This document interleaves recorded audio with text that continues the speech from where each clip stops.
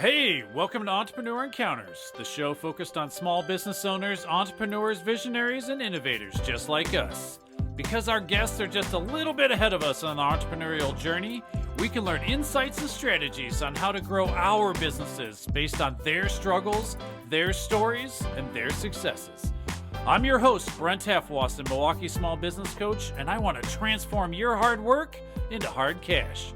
You see, the truth is, there are no self-made entrepreneurs or business owners, only amazing individuals who choose to reach out and form a community of support that makes them successful.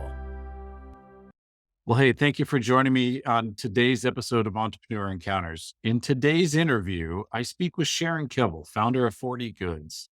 Born out of a need for safe storage in her own home, Sharon developed a line of locking furniture that blends design with security and privacy for a look that catches the eye without revealing a thing. We originally recorded the episode in full in 2021. Since that time, Sharon has continued to grow her business into a successful furniture company. One of the things I love asking entrepreneurs is this: why did you start your business? What was that eye-opening moment? Let's listen to Sharon's thoughts. I wanted to be able to have more control over the process. And one of the things that I learned while I was an interior designer is that when you're trying to build a sustainable building or a sustainable project, it's suggested, highly suggested and recommended that you're sourcing from the region or the continent where the project is located, so that you don't have the ocean freight, you don't have the trucking or rail on top of that, and all of the carbon that goes along with that. I knew that having more control over how something was built and frankly, building a more expensive product. I'm of the mindset that we should be buying fewer, better things, things that are made to last, things that can be repaired, just durable goods that are going to last a long time. And there's a growing movement towards people who care about the planet, who care about the people who are making their products and are starting to demand better. Going against the grain of finding an opportunity. I love that Sharon had a vision for better made, sustainably made furniture, and she went for it. Way to go, Sharon. Now, before she got into business, she counted the cost to make sure that she could get it done. She went with support in hand. Let's listen to her thoughts. I quit my job and I kind of rearranged some things, finances, so that I would be able to handle having a salary. And I met you and I started talking with other people, business advisors, and just trying to figure out what my best course forward would be to success. So the moment that I kind of had that aha moment about this is what I want to do, I immediately contacted my attorney. I contacted a financial planner and talked with my husband during this whole time. I would say from the time that I made that decision in my mind, I submitted my letter of resignation within a matter of days. All right, there's a lot here to break down on what Sharon just shared. She said, when I had that aha moment, when the pieces finally came together of her purpose and her experience and her life goals and the things that she knew could be better and the opportunity that she saw, she immediately went and started talking to financial advisors. She talked to her family. She did all the homework and then she gave her notice. A lot of folks, when I hear their stories, they're basically a version of a knee-jerk reaction of, I don't like my boss. They're a jerk. I'm going to quit and go do my own thing. I can do it better. And I don't deny any of those. Probably all of those things are very true. There's probably many of you listening that need to consider taking that action. But she went ahead and sought wise counsel, got advice. She understood what it was going to cost her. She knew what her salary was at and what it would take to go there. And she wanted to get a plan to be able to move forward. Just launching to getting into business is great to get started, but it's not great for success. So we want to figure out what is it that we need to do and how can we do it successfully and have a plan and some goals and a direction. It's a great place, honestly, to talk to advisors, to talk to coaches, to talk to other entrepreneurs so that when you do it, you don't have to make a lot of the same mistakes and get started early and find out that, oh, this is not turning out at all the way I thought we should go. All right. Of the hundreds of entrepreneurs I've spoken with, one of the biggest challenges we always face is where do we find that initial money? Sometimes it's friends and family. A lot of people want to go to the bank. A lot of people have to tap their own funds. Sometimes they want to go to investors, people who are going to buy a portion of our business and in exchange, put some money in and tell us do a great job running it. Well, Sharon had some excellent insights about being her own evangelist. She had to tell everyone she knew about her product and ask them if they knew anyone else who'd like to hear about this. Most important process ever that you can do is you got to be willing to tell other people about what you do, about your product or service, and also ask who in their network is going to be able to help you. Let's listen to what Sharon has to say. Just really talked about my business to everyone and was just like, if you know of anybody, there were people that I hadn't spoken with in a while who, frankly, I think were a little weirded out by the fact that I reached out to them. But at that time, I was just kind of like, look, you never know where it's going to come from. And if they say no, maybe it's going to be somebody that they know that they talk about. So it's just being humble and trying to put your ego aside because you do hear a lot of no's. And the one thing that I tell a lot of people who are out looking for investment is your no's don't mean that your idea stinks or that it's not good. Usually, it just means that you haven't found the right person yet.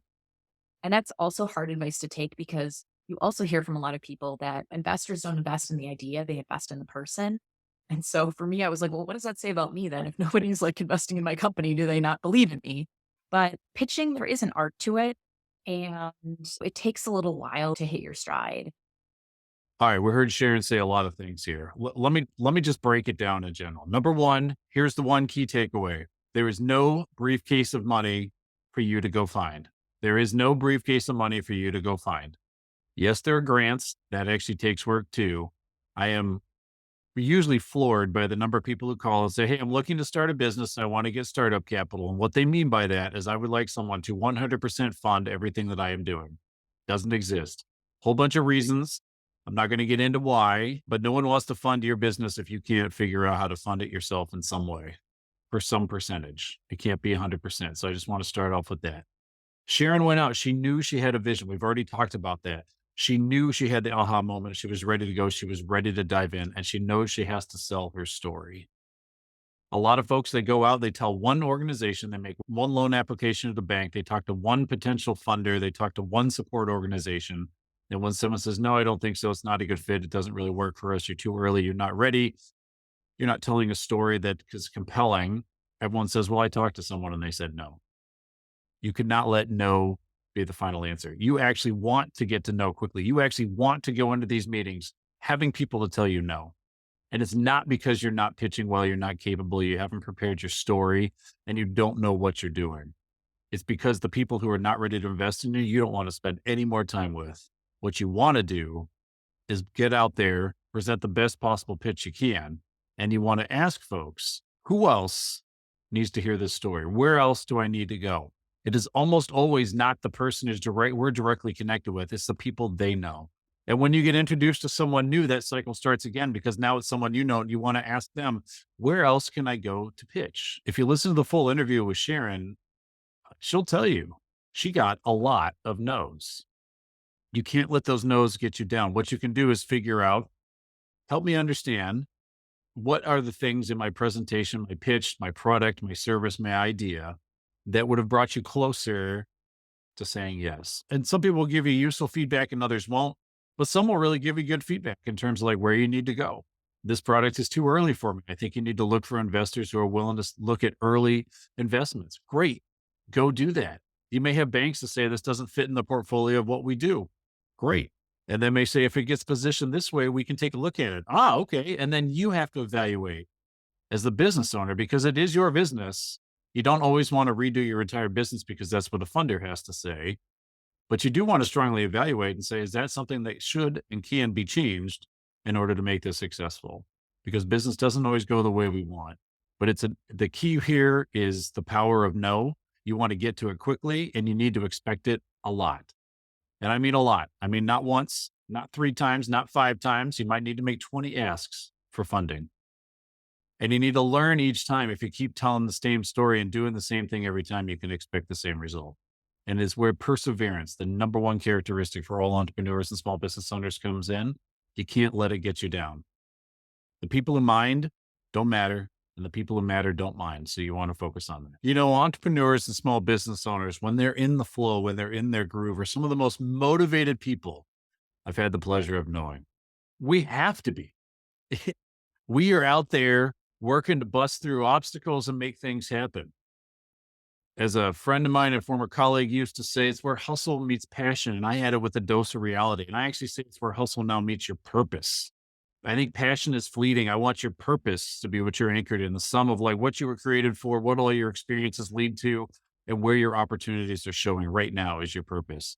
There, in that space, you'll find an entrepreneur every time. Sharon had some additional wonderful insights to share on this. So let's listen to her. Where there's a will, there's a way. And this isn't my first business. This is my second, although it's my first product-based business. And I knew it would cost a lot more money, but I knew enough about developing product, about entrepreneurship, and I knew I had a strong enough support system around me that I had a pretty good chance of being successful. So it was just a matter of, okay, we're going to move quick and we're going to shift some things around financially, and it's just full steam ahead. And the other thing too is I feel when you're passionate about something, for me, that drive becomes almost endless. So in the beginning, it was just pedal to the metal. Where there's a will, there's a way. Now that's some inspiration, Sharon. Thank you for that. Thank you for being willing to share our story. Well, that's all for this episode of Entrepreneur Encounters. Thank you for joining us today. If you want more insights, go ahead and check out our website at mkebusinesscoach.com. And if you want to hear the full-length interview with Sharon, go ahead and check out our YouTube channel and look for Entrepreneur Encounters. If you like what we've done here today and you like this interview and want to do more like it, please share on social media, forward it to another colleague or small business owner. I want to help small business owners transform their hard work into hard cash because you're working far too hard to not have the results you're looking for. Just like you, I can't do this by myself. I've had a lot of people pour into me and help me out, but I want to specifically thank two people, Kate Half-Wasson for doing a lot of the editing and work to be able to pull this together, and Chris Crane for doing our music, both on the intro and outro. So again, thank you for joining me on this episode of Entrepreneur Encounters. I'm Brent Half-Wasson, Milwaukee Small Business Coach, and I want to invite Chris to take us out. Ready to take